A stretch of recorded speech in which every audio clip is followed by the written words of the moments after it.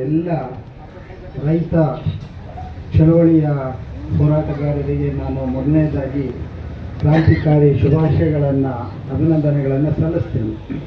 ವಿಶೇಷವಾಗಿ ನಮ್ಮ ರೈತ ಮಹಿಳೆಯರ ತ್ಯಾಗ ನಾವು ಇಲ್ಲಿ ಮರೆಯಬಾರದು. ಅವರ ದೃಢವಾದಂತಹ ನಿಲುವುಗಳು, ಅವರು ಏನು ನೀವು ನಡೆಸಿದಂಥ ಅನೇಕ ಹೋರಾಟಗಳಿಗೆ ಅವರು ಶಕ್ತಿಯನ್ನು ತುಂಬಿದ್ದಾರೆ.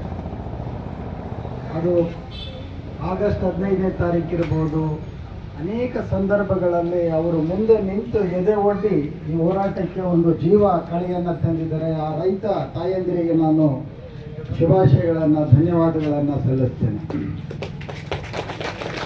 ವಿಶೇಷವಾಗಿ ಜನಚಳವಳಿಗಳ ನ್ಯಾಯವಾದಿಗಳು ನಮ್ಮ PTV ಅವರು, ಅವರ ಮಾತುಗಳನ್ನು ತಾವೆಲ್ಲ ಕೇಳಿದ್ದೀರಿ. ಹಾಗೆಯೇ ಅನೇಕ ಹಿರಿಯ ಹೋರಾಟಗಾರರು ಇಲ್ಲಿದ್ದಾರೆ. ನಮ್ಮ ಯಶವಂತ್ ಇದ್ದಾರೆ, ಸಿದ್ಧಾರ್ಥ ಅವರಿದ್ದಾರೆ. ಈಗಾಗಲೇ ತಮಗೆ ತಿಳಿದಿರುವ ಹಾಗೆ ಸರ್ಕಾರಗಳು ಬದಲಾಗುತ್ತಿವೆ, ರೈತರಿಗೆ ನ್ಯಾಯ ಮಾತ್ರ ಸಿಗುತ್ತಿಲ್ಲ ಅನ್ನುವಂಥ ಇಲ್ಲಿ ನಾವು ಒಂದು ಘೋಷಣೆಯನ್ನು ನಾವು ಹಾಕ್ಕೊಂಡಿದ್ದೀವಿ. ಬಹುಶಃ ಈಗಾಗಲೇ ನಮ್ಮ ಯಶವಂತು ಸುದೀರ್ಘವಾಗಿ ಮಾತನಾಡಿದ್ದಾರೆ. ಈ ಸರ್ಕಾರಗಳ ಧೋರಣೆಗಳ ಬಗ್ಗೆ ನಮಗೆ ಮನವರಿಕೆ ಮಾಡಿಕೊಟ್ಟಿದ್ದಾರೆ. ಈಗಾಗಲೇ ಹೋರಾಟದ ಮೂಲಕ ನಾವು ಸಾಕಷ್ಟು ಅನುಭವಗಳನ್ನು ಪಡ್ಕೊಂಡಿದ್ದೀವಿ. ಯಾವ ಸರ್ಕಾರಗಳು ಜನದ್ರೋಹಿಗಳಾಗ್ತಾ ಇದ್ದಾವೆ, ಜನ ವಿರೋಧಿಗಳಾಗ್ತಾ ಇದ್ದಾವೆ ಅನ್ನೋದನ್ನು ಕೂಡ ನಾವು ಗಮನಿಸ್ತಾ ಇದ್ದೀವಿ. ಬಹುಶಃ ರೈತ ಚಳವಳಿಗೆ ಬಹುದೊಡ್ಡ ರೀತಿಯ ಶಕ್ತಿಯನ್ನು ತುಂಬಿಕೊಂಡಂಥವರು ಪ್ರೊಫೆಸರ್ ನಮ್ಮ ನಂಜುಂಡಸ್ವಾಮಿಯವರು. ಅವರು ಅನೇಕ ಸಂದರ್ಭಗಳಲ್ಲಿ ರೈತ ಚಳವಳಿಗೆ ಬಹುದೊಡ್ಡ ರೀತಿಯ ಒಂದು ನಾಯಕತ್ವವನ್ನು ಕೊಟ್ಟಂಥವ್ರು. ಸರ್ಕಾರ ರೈತರನ್ನು ಜಪ್ತಿ ಮಾಡುವಾಗ ಮರುಜಪ್ತಿ ಅನ್ನುವಂಥ ರೀತಿಯಲ್ಲಿ ಅದಕ್ಕೆ ಒಂದು ದೊಡ್ಡ ಶಕ್ತಿಯನ್ನು ತುಂಬಿದಂಥವ್ರು ಅವರು. ಯಾಕಂದರೆ ಇವತ್ತು ರೈತ ಅನೇಕ ಚಳವಳಿಗಳನ್ನು ನಾವು ನೋಡಿದ್ದೇವೆ. ಆದರೆ ಇವತ್ತು ನಿಜವಾಗಲೂ ರೈತ ಪರವಾಗಿ ಕೆಲಸ ಮಾಡುವಂಥ ಚಳವಳಿಗಳು ಯಾವಿದ್ದಾವೆ ಅಂಥವುಗಳ ಜೊತೆಗೆ ನಾವು ಹೆಚ್ಚು ನಮ್ಮ ಸಂಬಂಧಗಳನ್ನು ನಾವು ಇಟ್ಕೊಳ್ಬೇಕಾಗತ್ತೆ. ಈಗ ನಾವೇನು ಅಂತ ಹೇಳಿದ್ರೆ, ಇಲ್ಲಿ ಚಳವಳಿ ಮಾಡ್ತೀವಿ, ರಾಜಕೀಯ ಬಂದಾಗ ನಾವು ಬೇರೆ ಬೇರೆ ತೀರ್ಮಾನಗಳನ್ನು ತೆಗೆದುಕೊಂಡು ಬಿಡ್ತೀವಿ. BJP ಒಂದು ಕೋಮುವಾದಿ ಪಕ್ಷ, ನಾವು ಅದ್ರ ಜೊತೆಗೂ ಹೋಗ್ಬಿಡ್ತೀವಿ. ಸೊ ಅದಕ್ಕೆ ಪರ್ಯಾಯವಾಗಿ ಕಾಂಗ್ರೆಸ್ ಇದೆ, ಕಾಂಗ್ರೆಸ್ ಜೊತೆಗೂ ಹೋಗ್ತೀವಿ ನಾವು. ಹಿಂಗೆ ಅನೇಕ ರೀತಿಯ ಗೊಂದಲಗಳಿಗೆ ನಾವು ಒಳಗಾಗ್ಬಿಡ್ತೀವಿ ನಾವು. ಆದರೆ ಇವತ್ತಿನ ರಾಜಕೀಯ ಪಕ್ಷಗಳು ಎಷ್ಟು ಅವು ರೈತ ವಿರೋಧಿಗಳಾಗಿದ್ದಾವೆ ಅನ್ನೋದರ ಬಗ್ಗೆ ಸಾಕಷ್ಟು ಮಾಹಿತಿಗಳನ್ನು ಇವತ್ತು ನಾವು ಇಲ್ಲಿ ತಗೊಂಡಿದ್ದೀವಿ. ನಾವು ಬಂದರೆ ಇವತ್ತು ಕಳೆದ ಸರ್ಕಾರ ಬಂದಾಗ ನಾವೆಲ್ಲರೂ ಕೂಡ ಈ ದೇಶದಲ್ಲಿ ಇದ್ದಂಥ ಈ ಕೋಮುವಾದಿಗಳು, ಈ ಸಂವಿಧಾನ ವಿರೋಧಿಗಳನ್ನು, ಪ್ರಜಾಪ್ರಭುತ್ವ ವಿರೋಧಿಗಳನ್ನು ತೊಲಗಿಸಬೇಕು, ಹಾಗಾಗಿ ಒಂದು ಜನಪರವಾದಂಥ ಸಂವಿಧಾನ ಪರವಾಗಿರುವಂಥ ಸರ್ಕಾರ ಬೇಕು ಅಂತೇಳಿ ನಾವಿಲ್ಲಿ ನಮ್ಮ ಅನೇಕ ಹೋರಾಟಗಾರರು ಸಂಗಾತಿಗಳು ನಾವು ಬೀದಿಗಿಳಿದು ಜನರನ್ನು ಮುಟ್ಟಿ ಅವರಿಗೆ ರಾಜಕೀಯ ಬದಲಾವಣೆಗಾಗಿ ನಾವು ಅವರನ್ನು ಕೋರ್ಕೊಂಡಿದ್ದು ಉಂಟು. ಆಗ ಇದೇ ಕಾಂಗ್ರೆಸ್ ಸರ್ಕಾರ, ಇಂದಿನ BJP ಸರ್ಕಾರ ಮಾಡಿದಂಥ ಅನೇಕ ಕಾಯ್ದೆಗಳ ವಿರುದ್ಧವಾಗಿ ಇವರು ಮಾತಾಡಿದ್ರು. ಇದೇ ಯಡಿಯೂರಪ್ಪ ತಂದಂತಹ ಏನು ಭೂಮಿ ವಿಚಾರದಲ್ಲಿ ಭೂ ಸುಧಾರಣಾ ಕಾಯ್ದೆಗೆ ತಂದಂಥ ಅದರ ಬಗ್ಗೆ ನಾವು ಸರ್ಕಾರ ರಚನೆ ಆದರೆ ಅದನ್ನು ನಾವು ತೆಗಿತೀವಿ ಅನ್ನುವಂಥ ಮಾತನ್ನು ಹೇಳಿದ್ರು. ಮತ್ತು ಗೋಹತ್ಯೆ ನಿಷೇಧ ಕಾನೂನನ್ನು ತರ್ತೀವಿ ಅಂತ ಹೇಳಿದ್ರು. ಈ ಥರ ಸುಳ್ಳು ಭರವಸೆಗಳನ್ನು ಕೊಟ್ಟು ಇವತ್ತಿಗೂ ಕೂಡ ಅದು ಯಾವುದನ್ನು ಕೂಡ ಇವರು ಪೂರೈಸ್ತಾ ಇಲ್ಲ.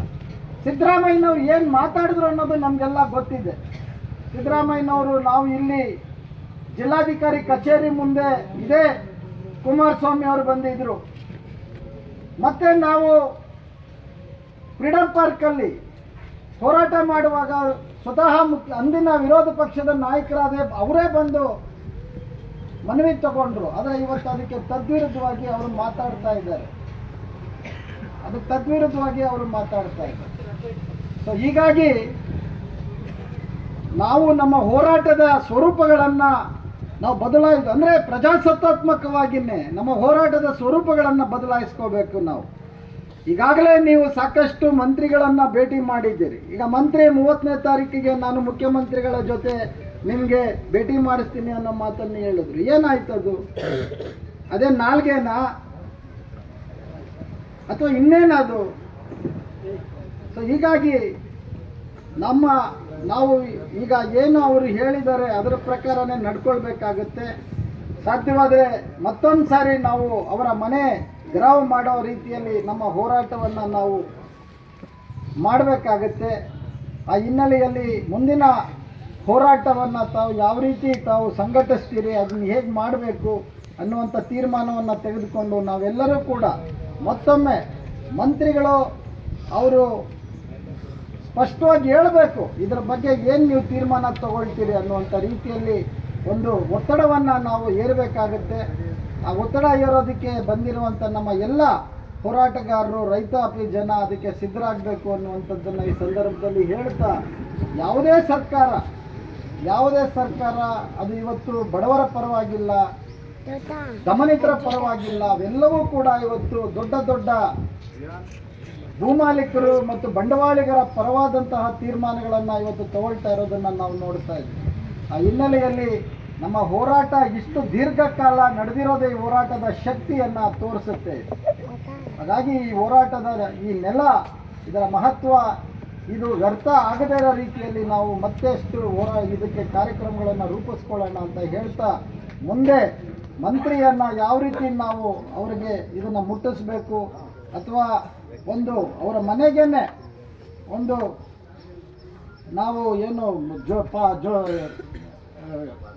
ಉರಿಯುವ ಪಂಜಿನ ಮೆರವಣಿಗೆ ನಾವು ಹೋಗೋದಕ್ಕೆ ಸಾಧ್ಯ ಆಗುತ್ತಾ?